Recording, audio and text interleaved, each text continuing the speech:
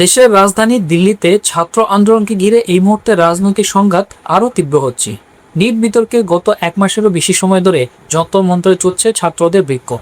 আর তার মধ্যেই এবার গ্রেপ্তার করা হলো কানাইয়া কুমারকে। কেন গ্রেপ্তার করা হলো কানাইয়াকে? অন্যদিকে ছাত্ররা যখন শিক্ষামন্ত্রী ধর্মেন্দ্র প্রধানের পদত্যাগের দাবিতে অনড় রয়েছেন, সেই পরিস্থিতির মধ্যেই প্রধানমন্ত্রী নরেন্দ্র মোদীর মন্ত্রিসভা থেকে হঠাৎ পদত্যাগ করলেন এক মন্ত্রী। কে সেই মন্ত্রী? কেনই বা তিনি পদত্যাগ করলেন? আবার একই সময়ে দেশ জুড়ে মোমবাতি মিছিলের ডাক দিয়েছে কংগ্রেস। এরই মধ্যে দিল্লি বিশ্ববিদ্যালয় এবং জেএনইউ এর ছাত্রদের যন্তর মন্ত্রে না যাওয়ার পরামর্শকে ঘিরে তৈরি হয়েছে নতুন বিতর্ক। তাহলে কি শুধুই একটি ছাত্র আন্দোলন, নাকি এর আড়ালে তৈরি হচ্ছে আরো বড় রাজনৈতিক লড়াই?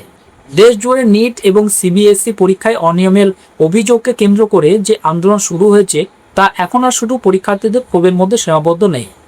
দিল্লির যন্তর মন্ত্রে টানা আন্দোলনের জেরে বিরোধী দলগুলিও ক্রমশ সক্রিয় হয়ে উঠছে। আন্দোলনের সমর্থনে একের পর এক রাজনৈতিক নেতা সরব হচ্ছেন।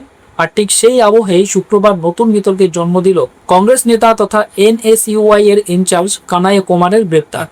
জানা গিয়েছে শুক্রবার তিনি দিল্লির কেরন হাউসে এক বন্ধুর সঙ্গে দেখা করতে গিয়েছে। অভিযোগ, বন্ধুর নামে একটি ঘর বুক করা থাকলেও সেই ঘর নিয়ে চরম মতবিরোধ তৈরি হয় তার। পরে তিনি বিষয়টি নিয়ে কেরালা রেসিডেন্ট কমিশনার পুনিত কুমারের সঙ্গে কথা বলতে যান। সেখানে দুই পক্ষের মধ্যে উত্তপ্ত বাক্য বিনিময় হয় বলে অভিযোগ। এরপর রেসিডেন্ট কমিশনার দিল্লি পুলিশকে খবর দেন এবং পুলিশ কেরালা হাউস চত্বর থেকেই কানাইয়া কুমারকে আটক করে নিয়ে যায়। এ প্রসঙ্গে বলে রাখা উচিত যে দিল্লিতে ছাত্রদের উপর যে লাঠিচার্জের ঘটনা ঘটেছিল, তা নিয়ে কানাইয়া কুমারও সরব হয়েছিলেন। তিনি এক্স পোস্টে লিখেছিলেন, দিল্লিতে যে নৃশংসতার সঙ্গে ছাত্রদের মারধর করা হচ্ছে তা দেখে আমি ভাবি মোদিজিও যদি একজন বাবা হতেন, তাহলে প্রতিদিনের আত্মহত্যা, স্কুল বন্ধ এবং প্রশ্নপত্র ফাঁসের ঘটনায় তার কি কিছু যায় আসতো? আটকের পর সাংবাদিকদের সামনেই কানাইয়া কুমার দাবি করেন তাকে জানানো হয়েছিল যে কেরালার রাজ্যপাল রাজেন্দ্র আর্লেকার সেখানে আসবেন। সেই প্রসঙ্গ টেনে তিনি কটাক্ষ করে বলেন, রাজ্যপাল আসছিলেন আর রাজ্যপালই রাজা।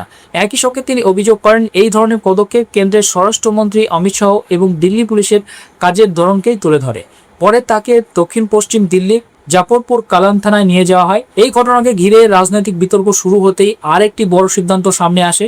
কংগ্রেস সভাপতি মল্লিকার্জুন খার্গের নির্দেশে দলের সাধারণ সম্পাদক কেসি বেণুগোপাল সমস্ত প্রদেশ কংগ্রেস কমিটিকে নির্দেশ দিয়েছে যে আজ শনিবার দেশের প্রতিটি জেলায় বিশাল মোমবাতি মিছিল করা হবে। সার্কুলারে বলা হয়েছে, নিট ও সিবিএসই পরীক্ষায় কথিত অনিয়ম এবং আন্দোলনের পর সরকারের দমনমূলক পদক্ষেপের প্রতিবাদে এই কর্মসূচি। শুধু তাই নয়, প্রতিটি মিছিল মহাত্মা গান্ধী অথবা ডক্টর বি.আর. আম্বেদকরের মূর্তির সামনে গিয়ে শেষ করারও নির্দেশ দেওয়া হয়েছে। কংগ্রেসের দাবি, এই সতর্কতা হবে সেই সমস্ত ছাত্রছাত্রী ও যুবকদের পাশে দাঁড়ানোর প্রতীক যাদের ভবিষ্যৎ প্রাতিষ্ঠানিক ব্যর্থতার কারণে অনিশ্চিত হয়ে পড়েছে। এরই মধ্যে ছাত্র আন্দোলনকে ঘিরে আরও এক নতুন বিতর্কের সূচনা হয়েছে দেশের দুই গুরুত্বপূর্ণ বিশ্ববিদ্যালয়কে কেন্দ্র করে। দিল্লি বিশ্ববিদ্যালয় এবং জওহরলাল নেহরু বিশ্ববিদ্যালয় তাদের ছাত্রছাত্রীদের যন্তর মন্তরে না যাওয়ার পরামর্শ দিয়েছে। বিশ্ববিদ্যালয়গুলির বক্তব্য ছিল, সুপ্রিম কোর্টের নির্দেশিকা অনুযায়ী নির্দিষ্ট এলাকায় বেআইনি জমায়েতের ক্ষেত্রে আইনি জটিলতা তৈরি হতে পারে এবং শিক্ষার্থীদের নিরাপত্তা ও ভবিষ্যৎ ক্ষতিগ্রস্ত হতে পারে। পাশাপাশি সোশ্যাল মিডিয়ায় ভুয়ো তথ্য ছড়ানো নিয়েও সতর্ক করা হয়। কিন্তু এই অবস্থানে তীব্র সমালোচনা করেন বর্ষিয়ান আইনজীবী কপিল সিব্বাল। সংবাদ সম্মেলনে তিনি বলেন যে বিশ্ববিদ্যালয়ের কাজ ছাত্রদের মত প্রকাশের স্বাধীনতাকে সীমাবদ্ধ করা নয়।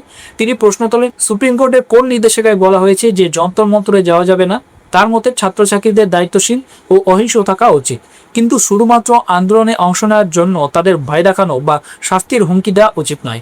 তিনি স্পষ্ট ভাষায় বলেন, যদি বিশ্ববিদ্যালয় কর্তৃপক্ষ এই ধরনের সতর্কবার্তা প্রত্যাহার না করে, তাহলে বিষয়টি আদালত পর্যন্ত বাড়াতে পারে। এমনকি উপাচার্যদের বিরুদ্ধেও আইনি পদক্ষেপের ইঙ্গিত দেন তিনি।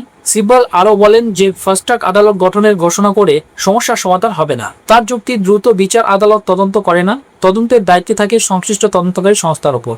তাই শুধুমাত্র ফাস্ট ট্র্যাক আদালতের ঘোষণা দিয়ে প্রশ্নপত্র ফাঁসের মতো গুরুতর সমস্যার সমাধান সম্ভব নয় বলেই তার মত। এই উত্তপ্ত রাজনৈতিক আবহের মধ্যে আরেকটি বড় খবর আসছে কেন্দ্রীয় মন্ত্রিসভা থেকে। রেল ও খাদ্য প্রক্রিয়াকরণ প্রতিমন্ত্রী রবনীত সিং বিট্টু হঠাৎ করেই কেন্দ্রীয় মন্ত্রিসভা থেকে পদত্যাগ করেছেন। রাষ্ট্রপতি ভবনের তরফে জানানো হয়েছে, প্রধানমন্ত্রীর পরামর্শ অনুযায়ী তার পদত্যাগপত্র গ্রহণ করা হয়েছে। রাজনৈতিক মহলের একাংশের মতে আগামী পাঞ্জাব বিধানসভা নির্বাচনকে সামনে রেখে বিজেপি তাকে রাজ্যের সাংগঠনিক দায়িত্বে বড় ভূমিকা দিতে পারে। ইতিমধ্যে জল্পনা শুরু হয়েছে তিনি লুধিয়ানা সেন্ট্রাল কেন্দ্র থেকে নির্বাচনে লড়তে পারেন এবং পাঞ্জাবে বিজেপির সংগঠন শক্তিশালী করার কাজেই তাকে নামানো হতে পারে। সব মিলিয়ে দেশের রাজনৈতিক পরিস্থিতি এখন উত্তপ্ত। ছাত্র আন্দোলন কি শুধু শিক্ষা ব্যবস্থা সংস্কারের দাবিতে সীমাবদ্ধ থাকবে, নাকি তা আগামী দিনের বড় রাজনৈতিক আন্দোলনের রূপ নেবে? কংগ্রেসের দেশব্যাপী মিছিল কতটা প্রভাব ফেলবে? বিশ্ববিদ্যালয়গুলির ভূমিকা নিয়ে শুরু হওয়া বিতর্ক কি আদালত পর্যন্ত পৌঁছাবে? আর রবনীত সিং বিট্টোর পদত্যাগ কি শুধু সাংগঠনিক রদবদল, নাকি এর পেছনে রয়েছে বড় নির্বাচনী কৌশল? আগামী কয়েকদিনে হয়তো এই প্রশ্নগুলো উত্তর মিলবে। তবে আপাতত একটি বিষয় স্পষ্ট, নিট সিবিএসসি কে কেন্দ্র করে শুরু হওয়া ছাত্র আন্দোলন এখন জাতীয় রাজনীতির অন্যতম বড় ইস্যুতে পরিণত হয়েছে। আর সেই কারণে দিল্লির প্রতিটি নতুন ঘটনায় এখন গোটা দেশের নজরে।